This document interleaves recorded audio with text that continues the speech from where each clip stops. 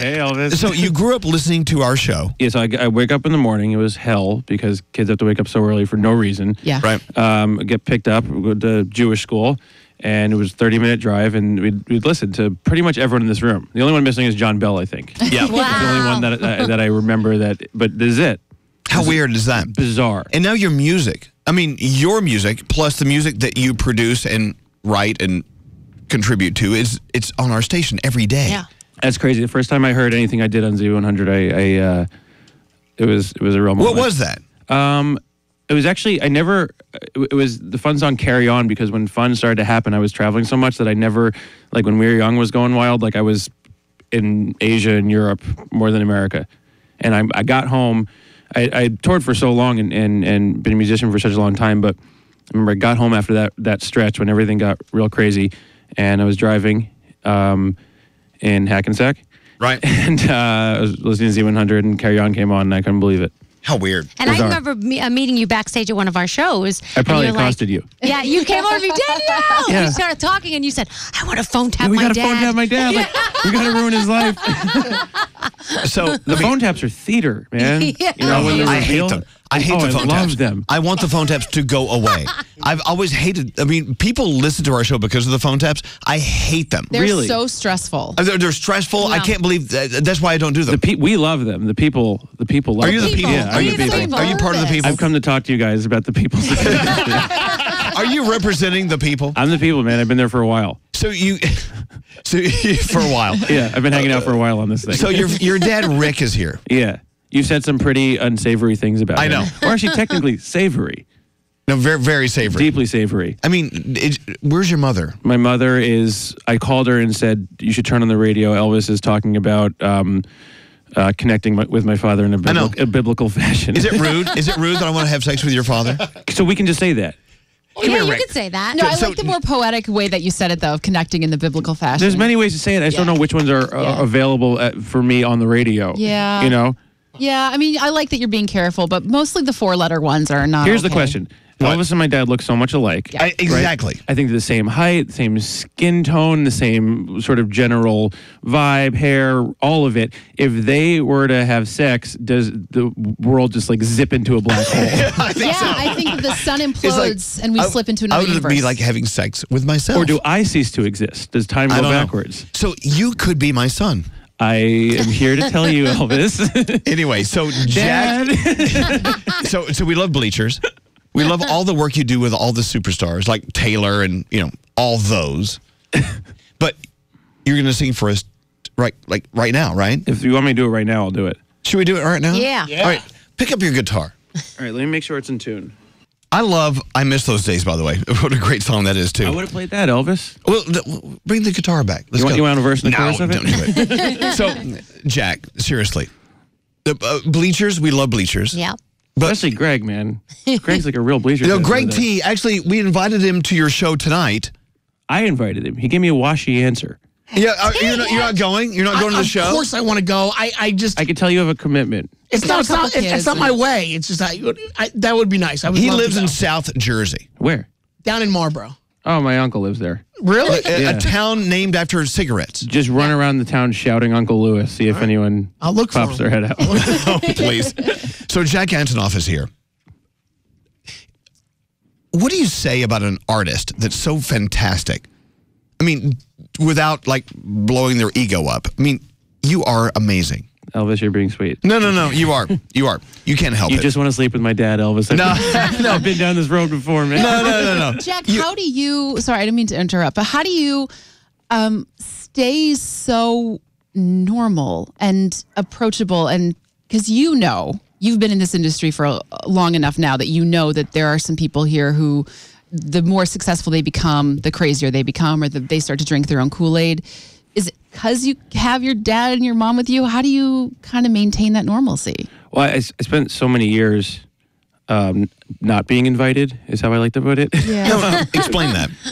Well, everyone in this room knows what I mean. It's like how many years were you on the air before anyone cared? You know, or doing whatever, or working in, a mailroom of a station or whatever it is. You weren't invited and you had to believe this delusion. That's what it is to do something out of the ordinary. or make any kind of art, right? So I toured for so long and no one would come, right? Right. So the universe is yelling at me to stop. They're asking me to stop. They're saying, hey, not only are we not paying you, not only are you losing money living in your parents' house, and you're not going to college or starting your life in this way or that, but no one's coming. And you go to Salt Lake City and there's 10 people, you go back, there's 8 people. You go back, there's 12 people, there's 6 people. There's no sign. So you believe your own delusion, and you never let go of those experiences. So if I play a show and it's sold out, there's still a piece of me that's like, I hope they come, because I remember when they didn't. You don't let go of that. And so you start to remember. So if I play for a lot of people, even if it's like an arena, I feel, connected to everyone. I kind of understand, because when you play for 10 people, you're like, God, everyone put gas in their car and they bought a ticket. You can see it. So I hold on to those times now as best as I can. You're not the only artist to say that. A lot of times when an artist is sitting there and we ask these questions, they say the same thing. I just hope someone will come. I just hope someone will buy it. It's almost as if you don't think they like you, in a way. Well, there's so I think the inherent nature of saying, here's what I think, listen to it, buy it, come see it. There's some self-hatred that comes with that. If you didn't have it, I think you'd become one of those jerks. Yeah. If you didn't step back occasionally and say, wow, I'm asking a lot of people, and then you silence that voice and you go do it, and you get on the stage and you make the records. But there has to be that some part that's like, wow, I'm really biting off a lot here. That's why I don't mind anyone's opinion, is because like I put myself here. Like it wasn't some big accident. I always get pissed at those artists that are like, oh, it's all a big accident. It's like, I know what you go through every day. I woke up at 6 a.m. to be here. I love doing it. I'm cool with that. But like, you put yourself there, and so it's a strange line of work. So Jack, if someone just arrived from another planet and said, hey, who are you? How do I know you? You would tell them what? Because your resume is... I would say I'm not Rick Moranis. I was like, you resemble him. He's probably on the Upper West Side. Go find him. But beyond you and Bleachers, I mean, there's a vast amount of work that you're doing. It's hard to describe. And I've actually... Then do it. I want to hear you. I've had trouble with it. And one thing that actually kind of drives me crazy sometimes, if I do ever like Google myself, is watching people try to contextualize it. Because to me, I'm just like, I make records. I write my own records. I write records with other people. Who? This year I made a record with Lorde called Melodrama. Right. And Julian Michaels? A bunch of Julian Michaels. Did an album that came out recently with St. Vincent called Mass Seduction. Did Half a Reputation with Taylor, which was a thrill. There's some cue cards going on. And then I put out the Bleachers record this year. I did you know what I'm really proud of, what she did on the AMAs, is a Pink song called Beautiful Trauma. Right. I'm really proud of that one. But I tour like crazy. I'm in the studio like crazy, and I really, I don't know, it's not an endless well, so you put out the work while you have it. When you write a song, are you thinking of like Pink in your head, thinking, oh, this is going to be good for her? Or are you, afterwards sending it out? Or do they call you? That's a misconception of me. I don't write songs for other people. Okay. I write songs with other people. So if I'm alone, that's Bleachers. And the sound of that is a person in a room struggling with their own thoughts, which I'm come to terms with. If something that I do is with someone else, it's because me and them were in a room creating it together. I don't really believe, because if you're going to write something for someone else, it's based on what you know about them, not where they want to go. So I can't come here, I can't write the Elvis show tomorrow because all I know is your past. You're the only one who knows your future. So you have to be with an artist. Huh. Oh my God. That's amazing. No one's ever made that point. Yeah, right. Because if I'm like, hey, let's write a Rihanna song, it's like all we have is the information she's given us, where the heart and soul of Rihanna is whatever the hell's going on in her head right now. Yeah. What, Greg T? Here he goes. Fat boy, Greg T. I heard an interview where Lorde is sitting with you, and the two of you are on a hot summer day in Central Park, like sitting there writing a song. And it seems so weird to me that like two amazing powerhouses are just like spending a day in Central Park, like writing a song. So which song was it that you guys were sitting there writing in Central Park? I don't remember. What did she say? She said, she's like, I'm sitting there with Jack, and I'm just sitting there going, Jack, it's just a nice day, and I hear the horns honking, but she took beauty out of the taxi cabs, and the horns are honking, and the world's going around. That's what I like about New York City. Yeah. New York's good for writing. So why is that? Well, it's comparative. Everyone goes to LA now, but New York's like rough. Like, I think especially if you, as your life changes, you don't want to lose contact with the world, And I think in places like LA, you could get sort of like, you could put yourself on a hill and take cars around. You know how it is in New York. It's like, no matter who you are, how rich or poor you are, or whatever it is, you just see every person on the street. And you come in contact with every person. That's what's special about New Yorkers. I'm not from here, but I like living here. It's good for writing, though. Yeah. You know, you write something. I work in my apartment in Brooklyn Heights. I write something, then I walk around. And I imagine people hearing it, and you see all different kinds of people of every walk of life. It helps.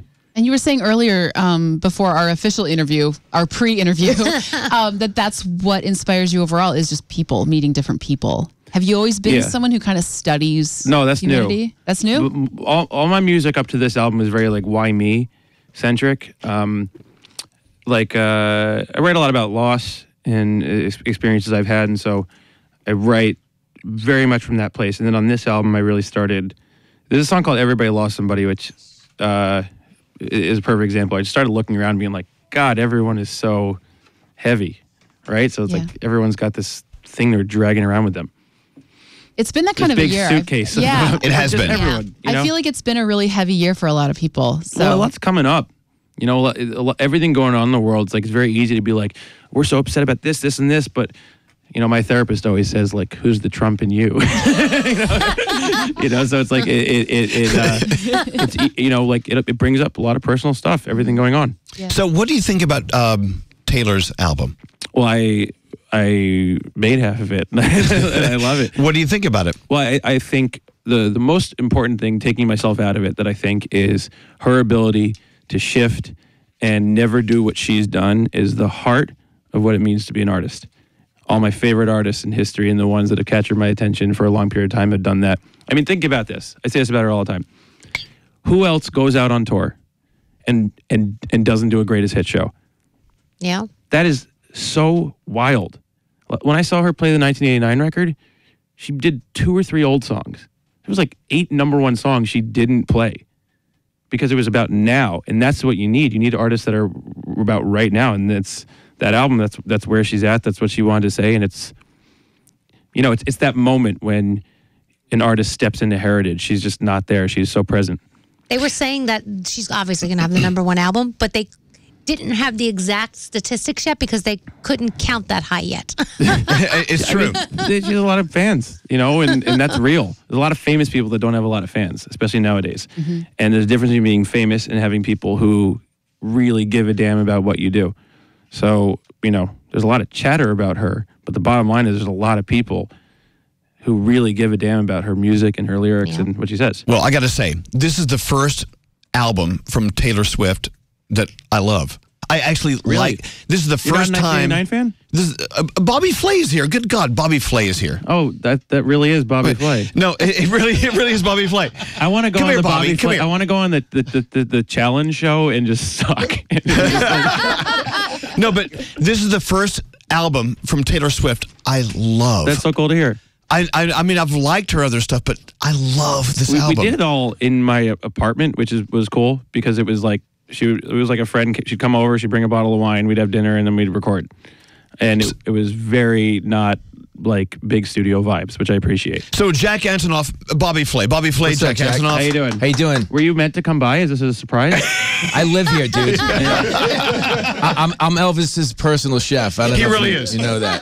Can I ask you a question about the show? Go right ahead. Is it all like how long is the actual show? Because it seems What, like, beat Bobby Flay? yeah, because it's happened so quick. Is it really that quick? It's very quick. I mean, you only see 22 minutes, but it probably takes like about 90 minutes. You know what I have a hard time with on the show? Wait a second. I feel so bad for the people who don't come through. Me too. Because you get their story and it means so much, and everyone says the same thing. They're like, "This is my ticket." You're you're crushing people's dreams. I'm not crushing their dreams. Yes, I'm giving you are. them the stage for national attention. And It's probably what makes it a great show, but it really, I get very. Jack Antonoff is pissed off at you.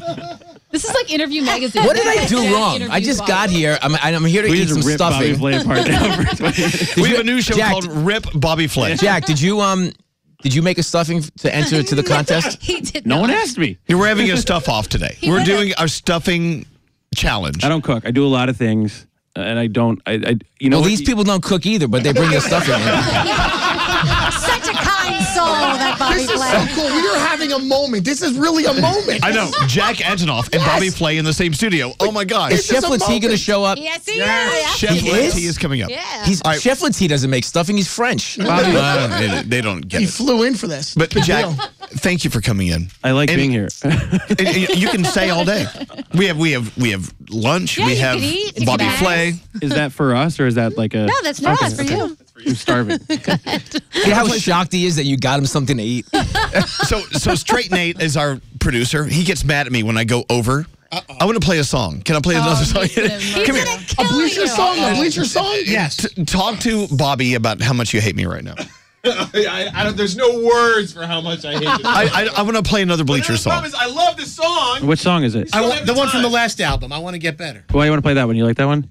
But you just did the other one. Yeah, play it. It's yeah, go for it. I like the song. Jack, thank you for coming in. I love you. And you know, your father, Rick, I want to have sex with your father. Is that okay? If you can make this your like, you know how like Kimmel's always like apologizing to Matt Damon. Yes. Just end every broadcast with "I want to have sex." I want to with have sex with your Antonoff." father. Okay. Bobby, What? are you okay if I have sex with Jack's father? Fire He's away. right behind you, He Bobby. looks just All like right. Elvis. Look at him. You can see the comparison. Oh, what's up?